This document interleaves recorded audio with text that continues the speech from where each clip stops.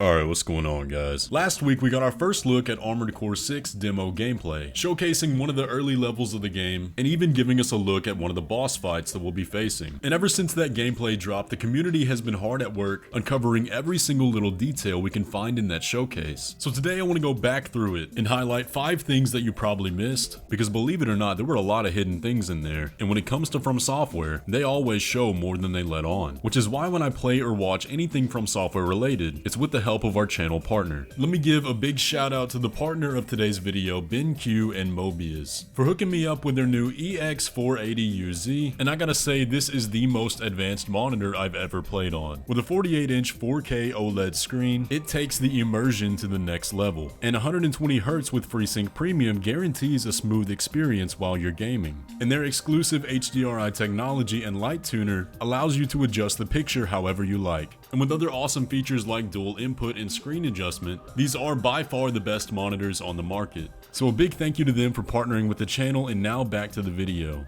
One thing that a lot of people are noticing about Armored Core 6 is how diverse and expansive the settings look for the levels that we're going to be playing through. And that's a point that FromSoftware highlighted in a lot of their interviews, driving home the point that RUBICON 3 is a world worth picking apart. And while we have seen a lot of locations on the planet so far, from the gameplay trailer, as well as select concept art that's been officially revealed, there was definitely a hint at a place beyond RUBICON 3 hidden within the gameplay we got to see. In the segment of the showcase where the player is customizing their AC in the garage, we got to see descriptions of several parts as they were hovering over the customization options. And there's an interesting line in the description of the legs that the player initially had on, and it reads, Bipedal 2C2000 Crawler. Bipedal legs for Scout ACs developed by RAD. Originally spec'd for surface surveys of astronomical objects, this model makes up for what it lacks in combat performance with a light energy footprint and commendable ease of use. And the interesting part there is that it said it was spec'd for surveys of astronomical objects, which appears to imply spacewalks. Now, does that immediately mean we're gonna have a level in space? No, but we do have evidence for that. Some of you may remember a while back, our very first signs that Armored Core 6 was in development were leaks about a survey that went out to judge perception about a new Armored Core game. And in that leak was a set of images that showed off screenshots and concept art of the game. And strangely enough, one of the images in that leak was the exterior of a space station. And when we combine this with that description of surveying astronomical objects, I don't think it's far-fetched to assume that we might have a level outside the atmosphere.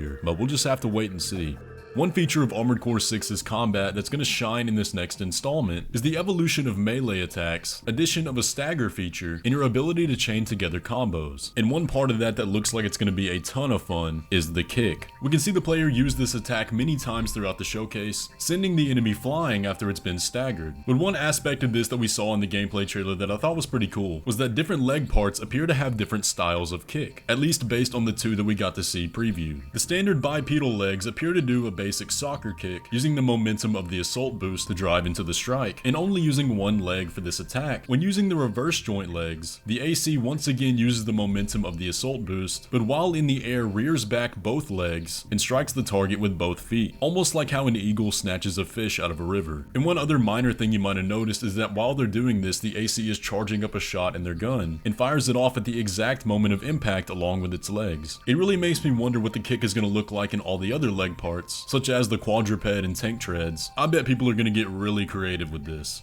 But when talking about looking at some of the gameplay of Armored Core 6, one thing that a lot of people might not have considered is looking out for things involving the story. And from what we know so far, the story of Armored Core 6 is going to be fairly similar to what we've had in the past. A struggle between corporations, this time over the substance coral found on RUBICON 3. But in the gameplay trailer, we actually got to see a lot of these key factions, not only from their logos, but also in the style of mechanics they develop. Popping back to the section of the preview of the garage, while hovering over many of the parts they currently have, we got to see 6 different corporations. The first is one that we talked about earlier, RAD, whose logo appears to be a yellow recycle symbol, and we know that they're the ones in control of the facility as seen in the gameplay level. Unfortunately, the logos are fairly low resolution, but this one's pretty easy to make out. The next faction is Schneider, who are said to be specialists in aerodynamic research, with parts built for a light and highly agile build, and they're the manufacturer of the arms and legs seen on this AC here. Next up is Furlong Dynamics, whose logo is a centaur, and they developed many any of the missile launchers we see throughout the gameplay. We then have VCPL, whose full name we can't make out because the logo is such low resolution. Their name is attached to the plasma missile we can see in action here, so perhaps plasma weapons are their specialty. We also have the Arquebus Corporation, who have an angular A for a logo, and are the developers behind the laser dagger, and it's said that their parts go well with lightweight builds such as those developed by Schneider. And the final one we can see is a white logo with a triple cross, only visible for 1 or 2 frames. The text is almost totally covered up by the Schneider description, but we can appear to make out the name Dafeng Core Industries. But beyond that, we don't know anything about this company. So it's cool to see some of the main players in our story, but hopefully we get more details about them soon.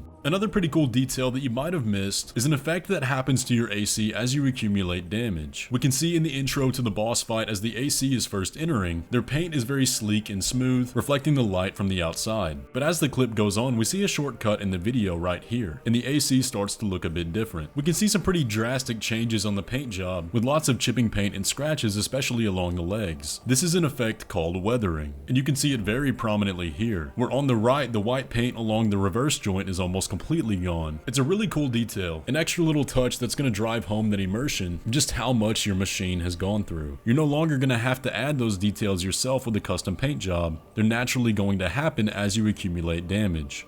Although we didn't get to see the HUD in the gameplay, or any of the prompts that appear on screen, one thing they did leave for us were the menu options in the garage. And there are some interesting things here. Take a look at the difference in the button displays when viewing these two different parts. We can see install, back, toggle display, sort, and help, but an extra one on the bottom that says play video. Now we can see this prompt on every single part except for the bipedal rad legs, and of course the generators. But as for the legs, I may just be guessing here, but those might just be the default legs that you've already used at that point, so you may not need a video showcasing what they do. But it does appear like what we have here are short tutorial videos on what those specific parts do and what they're going to look like in action, and that is a fantastic quality of life feature. Now, in several interviews, FromSoftware did state that there are going to be test mechs that you can take and play around with without actually having to construct the mech yourself. So thankfully it does look like we're not going to be having to do much guesswork when spending our money. But those are 5 details from the demo gameplay that you probably didn't pick up on, and I'm sure there are even more hidden in there. As we get closer to the release of Armored Core 6, there's probably going to be a lot of information coming in and a lot more context to the things we discussed here. We're still waiting on FromSoftware to give us a showcase of the multiplayer, which they've been telling us to look forward to in the coming days for almost 6 months now, so that may be coming soon as well. But if you want to stay up to date on all things Armored Core 6 and FromSoftware, and want to be entered in for a chance to win a free copy of the game, then go ahead and hit that subscribe button.